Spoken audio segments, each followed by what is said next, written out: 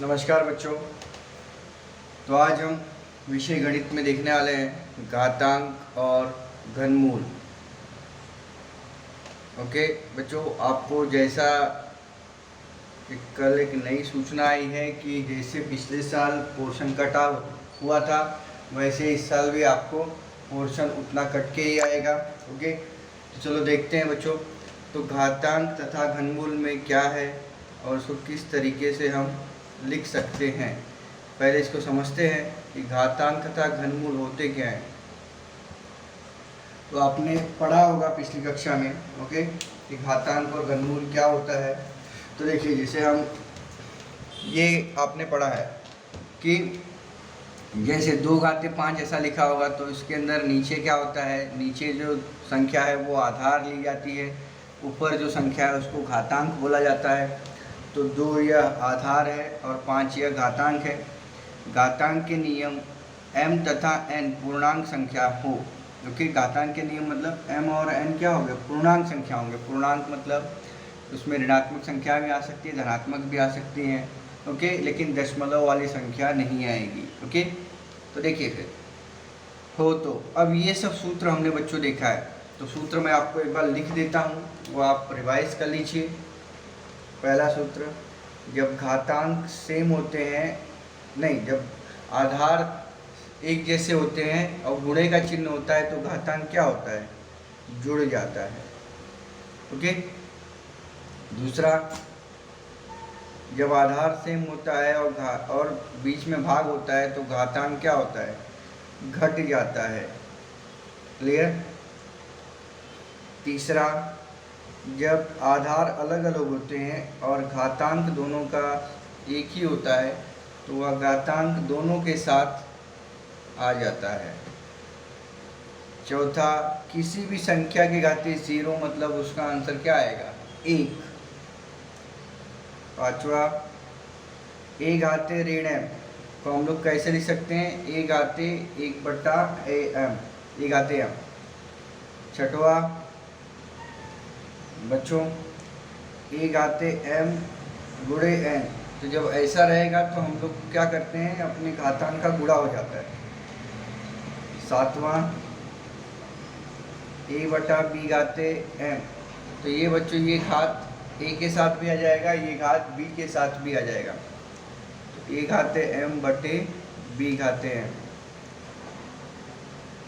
आठवां, a/b घाते -m, तो इसका बच्चों जब हम लोग देखेंगे सूत्र तो उल्टा हो जाता है, b/a घाते m।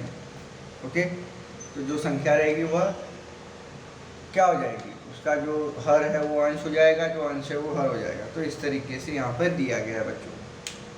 अब देखो उसके नीचे आपको कुछ दिया गया है कि घातांक का नियम का उपयोग करके आपको दिए गए उदाहरण हल करने हैं। ओके, तो 3 घाते 5 गुणे 3 घाते 2, तो वो मैं यहाँ पर लिख दे रहा हूँ, इसी हिसाब से दिया गया है तो इसलिए मैं यहाँ पर लिख दे रहा हूँ उनको सवाल को हल करके।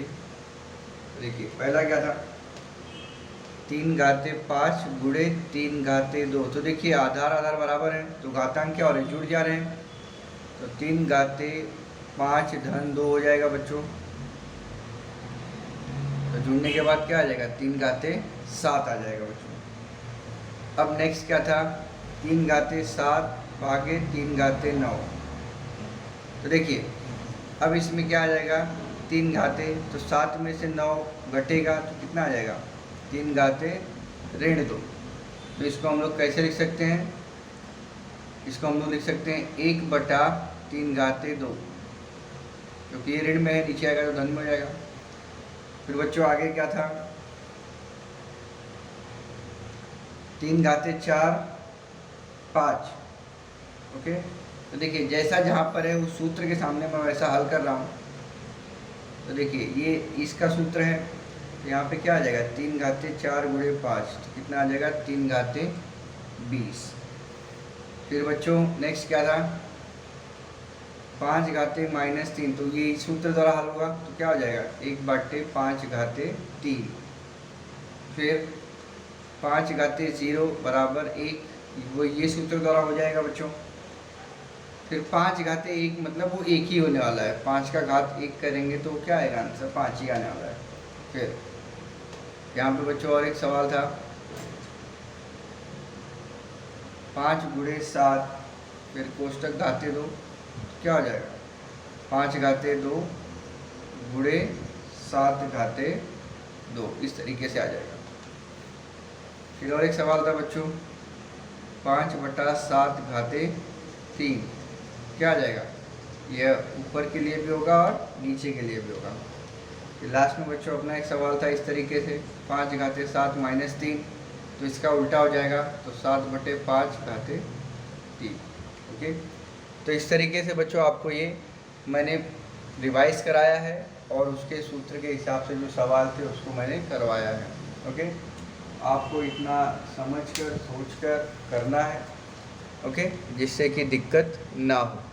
आगे ऐसे ही कुछ हैं तो उसको हम लोग बाद में देखेंगे, तो थोड़ा इसको आप रिवाइज कीजिए क्योंकि इसी के बेस पर आगे जो भी है वो है। ओके, इसलिए मैं आज के लिए इतना ही ले रहा हूँ, तो इतना आप रिवाइज कीजिए, अपने दिमाग में बैठाइए कि घातांक क्या होता है, आधार क्या होता है, उसके विभिन्न सूत्र कौन से हैं, और उस सूत्र द्वारा मैंने देखो उसके सामने ही उसी सूत्र द्वारा जो सवाल हल हुए हैं उनको बताया है। तो इसको ध्यान से देखिए, इसको आपको लिखने की ज़रूरत नहीं है, पहले सुनने और समझने की ज़रूरत है। तो अभी के लिए इतना ही, धन्यवाद।